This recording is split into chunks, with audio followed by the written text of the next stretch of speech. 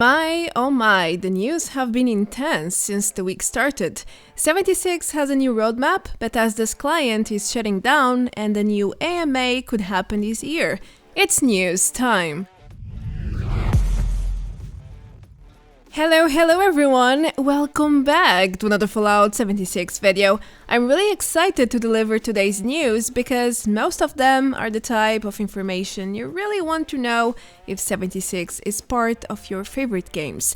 Anyway, I have further official details on the 2022 roadmap based on a press release, which was not covered by Bethesda's articles, but the gaming media made sure to spread it like wildfire. I will also go over the main points on Bethesda's .NET shutdown, dates, and what should you do.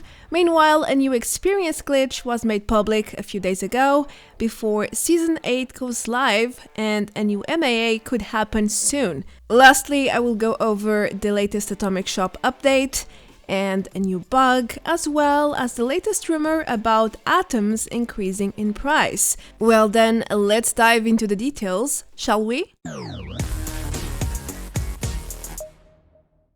The 2022 roadmap went live this past Monday, February 21, as most of you surely know by now. What you may not know yet, though, is that there is a bit more information than the one Bethesda released through their official channels. They released a press release with some juicy revelations or confirmations in some cases. Lots of gaming media made sure to compensate for the lack of details on the roadmap itself. Anyway, if you're looking for an in-depth analysis or opinion on the roadmap, then feel free to check my other video where I talk exclusively about it. Now, let's analyze the new codes one by one, starting with the Tester Metal update scheduled for summer. The huge revelation here is that we are getting 3 new public events, one with the same name, which has been already live for testing on the PTS, and then we have 2 more new entries, the Eviction Notice and the Moonshine Jamboree. Now, I know that in my previous video I mentioned a 4th event, the Robot Spring Break, but it doesn't seem to be part of Bethesda's plans just yet. I thought it would because in the game files the event is pretty developed already, in contrast with the 2 announced, which are at very early stages still. The next news is about the Tester Metal update as well, and it's regarding the Fallout First update, where Bethesda promises scoreboard improvements for first members, such as exclusive challenges, increased score, and more exclusive board ranks. Even more, I suppose. Now, that sounds lovely. Fallout First could really use an update, since we hardly had one since the release of the membership. But on the other hand, this shouldn't be taken as a huge feature because Fallout First is not accessible to the entire player base. Moving forward to fall, we also have some awesome news on the pit expeditions, more like confirmations really. Bethesda unveiled their plans to introduce off-site repeatable missions where players can meet new NPCs with dialogue trees, as well as earn brand new rewards.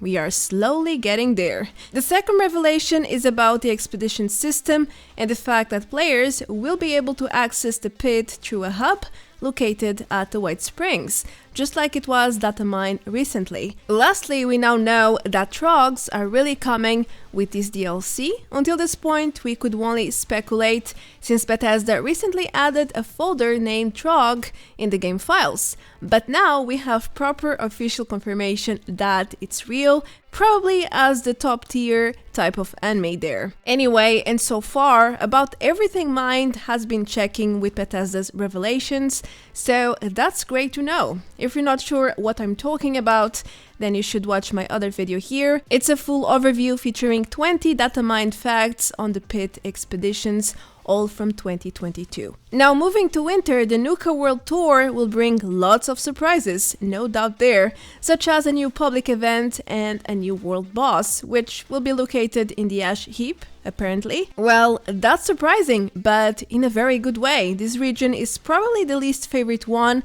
so it could really use some more love, some more purpose and activity. Lastly, Bethesda revealed that the Nuka Tour will be explorable, it will bring new NPCs with some lore, and the new activities will also unlock new rewards. Well, it's really looking promising, I must say. Let's just hope they can stick to the roadmap timeline, otherwise we will experience the Nuka world only in 2023. Now let's move on to something crucial. Bethesda.net is getting shut down soon. The news took us by surprise. Yesterday, February 22, Bethesda is migrating all their titles to Steam, and they have already released several official Q&A articles with everything you need to know. There is a general one and a Fallout 76 article with more specific details. I'm leaving both links below the video in case you guys want to read everything and check it in full detail. Anyway, Bethesda is planning to start the account migration to Steam in April, and then in May, the Bethesda.net will still run, but players won't be able to play there anymore. They won't be able to start any games through the client. When is this all happening exactly? Well, we don't know yet because Bethesda did not provide any dates. In fact, they said the client will shut down later in 2022, so it might remain alive but inoperational for quite some months still. Moving forward, Bethesda has repeatedly said that no progress will be lost upon the migration status to Steam. The account data and the respective library and wallet will also get transferred there. For single-player games, the saves will also transfer, but they might need some manual input. As for 76, as I stated before, there is a dedicated article, so I will only mention the most important points. For instance, no progress will be lost when you migrate to Steam. In other words, your character status, level, season progress, challenges, camps, builds, you name it, it should all remain as it is. They will or they should carry on without any data loss. That's why they are giving us a month to migrate to ensure the process is not rushed and can run smoothly. If you are wondering what will happen to your friends list, well, it should stay exactly as it is too. Currently, players using Steam can access their friend list from Bethesda servers. Steam will simply fetch the data as it has been doing since 76 was added there. Lastly, let's go over Fallout first. Any purchase memberships on Bethesda's client or website will also carry over to Steam with the migration process. The same applies to your first benefits. However, there is something to keep in mind if you have the yearly subscription. Once you migrate, you should receive the total amount of subscription atoms you are still missing. Let's say you have 5 months left on your membership, then when you migrate to Steam, you will receive 5 months worth of free atoms all at once. I hope that makes sense. Well, let's hope the transition won't be chaotic or problematic, but in case things go south, don't forget Bethesda's customer support is still there. They are not shutting down that at least, so feel free to request assistance if necessary when the time comes. Talking about the Steam migration, earlier today I noticed a Twitter post by Captainoob who showed a very intriguing phrase regarding a supposed 15% increase of atom prices.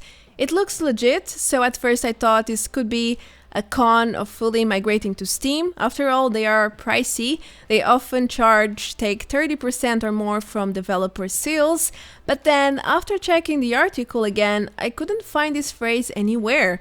I also noticed a few comments claiming the screenshot is not real, so I decided to wait for any further developments, and voila, here we are. A few hours later, I saw this reply from Jess Capate, a community manager working for Bethesda, who confirmed the screenshot is indeed forged, photoshopped. That sort of detail has never been part of any of the versions of the document. So, there you go, mystery solved. The screenshot is false, and so is the rumor. It seems like atoms will be priced the same way they have always been for years. Now, just to make it clear, I'm not saying Captainoob forged the screenshot, nothing like that. I'm just pointing out that someone did. We don't know who, and probably never will. But it's certainly someone who wanted to stir up false rumors and alarm people for no good reason. But thankfully, it's not true, as Bethesda already confirmed. Alright, still on the topic of Steam's migration, there is a new issue for players using multiple accounts. You can no longer open several clients once you migrate to Steam, and that's because your Steam account gets logged to the game and prevents any further versions from the game from starting. However, there is a solution as shared by this kind user over Reddit. It's a long wall of text, and there's even some sort of add-ons posted by other users to do things like auto-logging in with your second account, which is really handy, by the way. Anyhow, and in short, to be able to open multiple 76 clients at once, you just have to copy-paste the given code into your .ini file and enjoy your good old experience like it has always been happening with Bethesda's client. It's pretty much like a mod, I would say. I haven't tried it myself since, well, I cannot. I'm still using Bethesda's client, but several users confirmed this works on Steam, so I do believe this is the salvation you didn't know existed until now. Literally. Lastly, as this Reddit user pointed out, I hope this useful post will be added to the 76 Reddit resources, because once Bethesda.net shuts down, there will be lots of players wondering what to do and how to do it in order to open more than one client at once. That's for sure. Now, let's proceed. Update 33 Invaders from Beyond is releasing in less than a week, and recently a major experience glitch was made public through cheating Facebook groups. It's a really nasty one since it allows players to easily farm hundreds of levels in just a couple of days.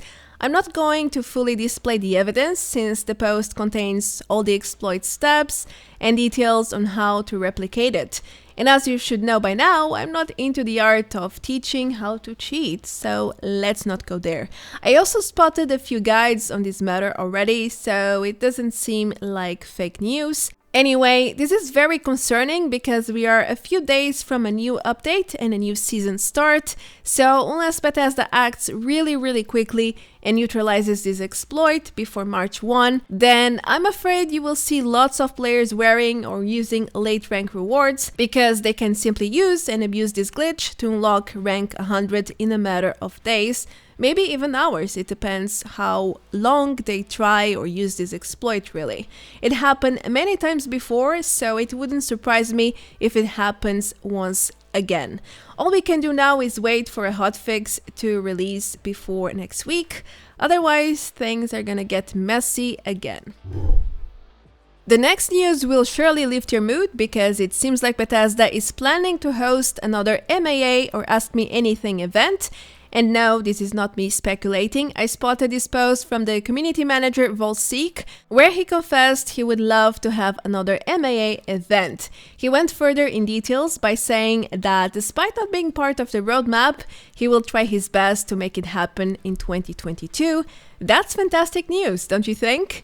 Note that Bethesda has been hosting at least one MAA event per year, just like it happened in 2020 before the Wastelanders DLC, and then in 2021 when the Still Dawn DLC was already live and running.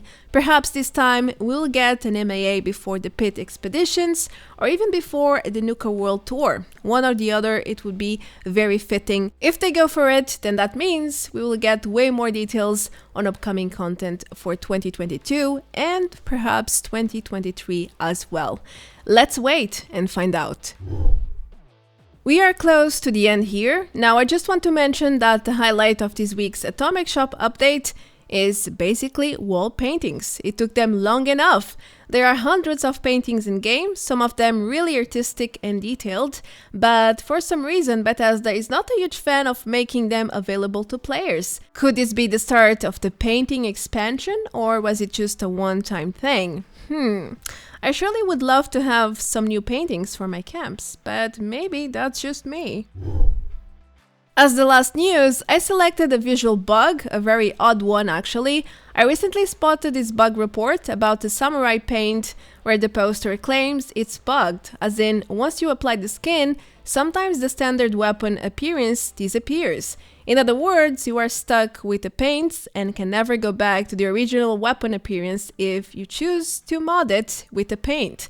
However, after testing myself, I came to a different conclusion. I don't think it's the samurai skin which is bugged, it's actually certain blade weapons. I checked multiple blades and everything looked normal. However, when I tested the switchblade, I noticed that the standard appearance was gone without even applying any skin. I also noticed some other reports confirming my test results. So yeah, it seems like some weapons are now missing their standard skin, and that's a shame. However, it should be something easy to fix, so that's the silver lining here.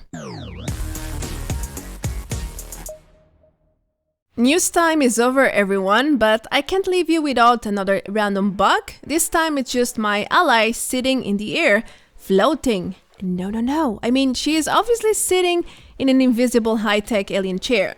That's it. After all, she is an astronomer, right? It has to be that. I could even talk to her like that, guys. It was hilarious in a not so good way. She surely took her time there. She was like 2-3 minutes like that. It was super weird. Anyway, I hope I could keep you up to date with everything Fallout 76. I am Marta Branco. Thanks for watching and feel free to leave a like, comment below and subscribe if you haven't yet. As per usual, a huge thanks to all my dear supporters and I shall see you in the next one. Until then, take care. Adios. Bye bye.